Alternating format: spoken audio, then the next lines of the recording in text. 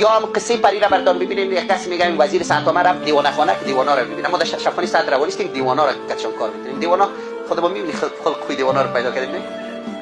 ما را دیوانا دوست دارن.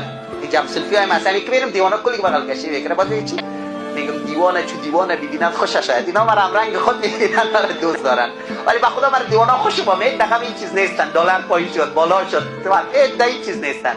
میگه عاقل مباش که غم دیوانگان خوری. دیوانه باش تا غم تو عاقلان خورد. خود دیوانگی بزنی.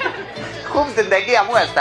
اشعری بزرگوارم میگه این مردم دنیا را بنگر همه مجذوبن. خندیده به هم میگفت دیوانه به دیوانه. دو تا دیوانه میگفت که حال مردم چقدر خراب است در بدون دیوانه خانه را اولگیری آمده بود.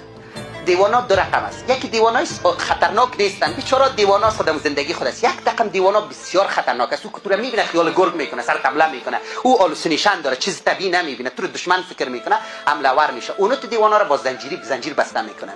این که رفت در یک اتاق دیوانا یادی بود. وزیر که رفت در اون دیوانا یادی یک نفر مثلا رئیس جمهور است میکنه. یکی موتورسیکل داره دوانه موتورسیکل نداره خواهد که موتورسیکل میکنه کل نگین دو اتاق موتورسیکل است. یکی موتور دوانی داره یکی هرچی.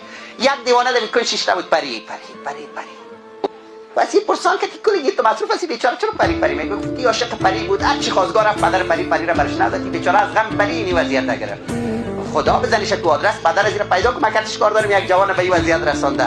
رفت بالا که زنجیریا بود دیگه در اونجا یکی دم زنجیرا پری زنجیرا گفتی دیگه چرا پری میکنه گفتی کسی است که پری را برش داده او خو که نرسیده تش رسیده